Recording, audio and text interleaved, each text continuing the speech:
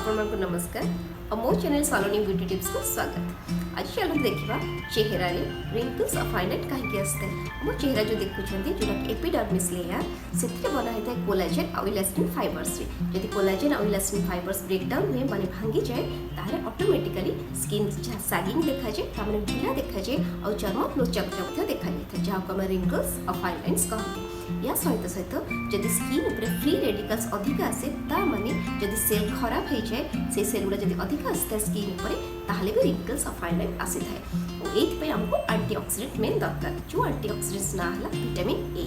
अब आज मुझे आपको देखी केमती गोटे विटामिन ए रे एंटी एजिंग क्रीम बनै पारिबा और एटा बहुत इफेक्टिव। चलो तो देखिबा एटा केमती बना हबो। यदि आपण माने मो चैनल को सब्सक्राइब करनांती ताले प्लीज सब्सक्राइब कर देंतु। रेड कलर रे लिखा है सब्सक्राइब और बेल आइकन को भी क्लिक करंतु ताले आपण मोर सब प्रकार रो वीडियोस बहुत जल्दी इमीडिएट पाई पारिबे। यदि आपण सब्सक्राइब करछने आपण को बहुत बहुत धन्यवाद। ए एंटी एजिंग क्रीम बनिया पे दरकार गोटे गाजर रे थाए बीटा कैरोटीन जोटा गोटे बहुत भल फॉर्म विटामिन ए रो। विटामिन ए हेल्प करता स्किन कोलाजेन प्रोटीन को बढ़े बारे ता सहित इलास्टिन फाइबर्स को मध्य बढ़े थाए जहाँद्वारा स्किन उपर रिंकल्स और फाइन लाइन्स भी कम हुए एवं कोलाजेन और इलास्टिन मिसिकी स्किन को बहुत गोटे वेल फार्म और टाइट रखती एवं यह द्वारा ये विटामिन ए हेल्प करता है स्किन उपर गोटे एंटी एजिंग इफेक्ट भी दबारे। गाजर को प्रथमे धोईकी ताको भलरे चोपा छड़े नबा तापर ताको एमती ग्रेटिंग करि नबा। या सहित तो गाजर फाइन लाइन्स और रिंकल्स को तो कम भी करिथाए ता सहित तो कोलाजेन प्रोडक्शन जो स्किन इलास्टिसिटी भी बढ़ी थाए या द्वारा स्किन ओवरऑल अपीयरेंस बहुत बढ़ी जाए एवं स्किन ऊपर जो फ्री रेडिकल जो माने जो खराब सेल जो स्किन ने जो डैमेज होता है स्किन खराब देखा जाए ताकू मध्य ये कम करिथाए। या सहित तो जब आप बहुत ही एकनी बाहर व्रण बाहर पिंपल्स बाहर ताकू मध्य ए बहुत कम करिथाए। एबे गोटे गाजर आमर ये ग्रेटिंग हो जाइए ताकू स्ट्रेन कर नबा। जब आप स्ट्रेन एमती करें ना हाथ में चिपुड़ी रस काढ़ी पारे। ये ऑलमोस्ट आमर कैरेट जूस बा गाजर रस रेडी हो जाइए। आम एथर प्रिपरेशन करवा क्रीम। ये नबा 2 चम्मच गाजर रस एलोवेरा जेल रे थाए विटामिन ए सी और ई।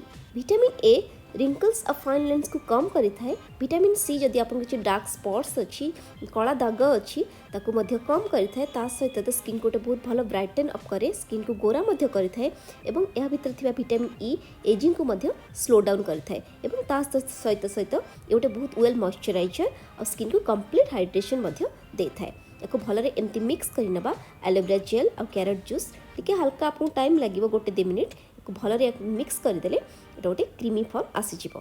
तापर एथि ऐड करिबा गोटे चम्मच कंचा क्षीर बा रॉ मिल्क। कंचा क्षीर गोटे एक्सीलेंट क्लींजर स्किन पाई कि स्किन को बहुत भलरे क्लीन करे स्किन ऊपर डेड स्किन सेल्स को रिमूव करे ता द्वारा स्किन गोटे इवन टोन हुए स्किन को वेल मॉइस्चराइजेशन लुक मध्य दे थाए एवं एथिरे थाए अल्फा हाइड्रोक्सी एसिड जे कि सब प्रकार एंटी एजिंग क्रीम रे मध्य यूज करा जाए। तापर ऐड करिबा गोटे विटामिन ई रो कैप्सूल। आपन विटामिन ई ऑयल मध्य नहीं पारिबे किंबा विटामिन ई एवियन 400 मध्य यूज करि पारिबे। एठी मु विटामिन ई एवियन 400 यूज करछि। विटामिन ई स्किन को वेल मॉइस्चराइज रखता है गोटे स्ट्रॉन्ग एंटीऑक्सीडेंट। तापर ऐड करिबा विटामिन ए रो ऑयल। एयर ऑयल आपण कौन सी केमिस्ट स्टोर पाई पारे बहुत सस्ता मात्र 27 रुपीज बोधे 30 कैप्सूल को मुझे बहुत सस्ता किसी सब प्रकार केमिस्ट स्टोर आप आराम से पाई पारे। यार ऑयल किंतु बहुत इफेक्टिव स्किन पाई एंटी एजिंग ऑयल गोटेटा। तापर आम ये ऐड करवा olive oil. Olive oil half table spoon add करवा स्ट्रॉन्ग एंटीऑक्सीडेंट ए स्किन पाई स्किन जो फ्री रेडिकल जो स्किन खराब हो जाए ता द्वारा भी से हेल्प करें प्रिवेंट करे फ्री रेडिकल्स को। इथरा ऐड करबा 2 to 3 drops rosehip essential oil. जदि आपन पाखरे रोजहिप एसेंशियल अछि तल प्लीज ऐड करंतु कारण एटा बहुत भल source vitamin A row. Rosehip जोठु एटा आसीची सेटा गोटे पूरा फुल ऑफ विटामिन ए तेणु करी एटा स्किन पे बहुत ही भल। जदि अछि प्लीज ऐड करिवे नहले आपन एटा स्किप मध्य करि परिबे। ताको भलरे मिक्स करि नबा। ऑलमोस्ट क्रीम पूरा एबे रेडी।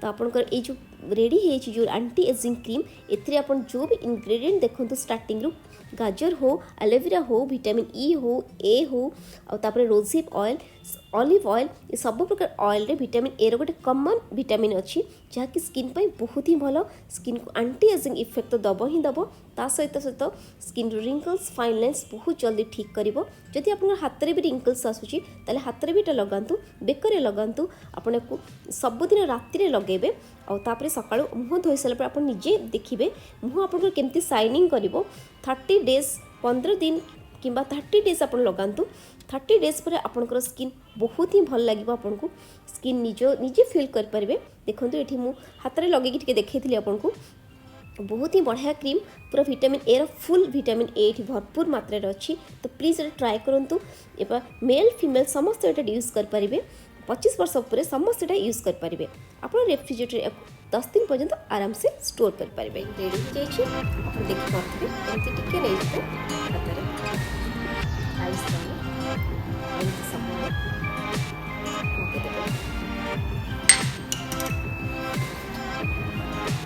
भल मसाज करने जहाँद्वारा आप स्किन हार्ड हम आप जो कंटिन्यूअस 15 30 डेज लगाउछंती डेफिनेटली स्किन बहुत भल रिजल्ट पाइबे और स्किन रु फाइन लाइन्स और रिंकल्स रु बहुत जल्दी मुक्ति पाइबे आप जो पार्टी ऊपर थाए काउस लाइन कि जो फोरहेड थाए रिंकल्स आपंकर बहुत जल्दी ठीक हम आप देखिपे मो स्किन गोटे एप्लिकेशन के बढ़िया देखा जाउची सो ये क्रीम टा निहाती ट्राई करंतु आपको डेफिनेटली रिजल्ट मिलेगा।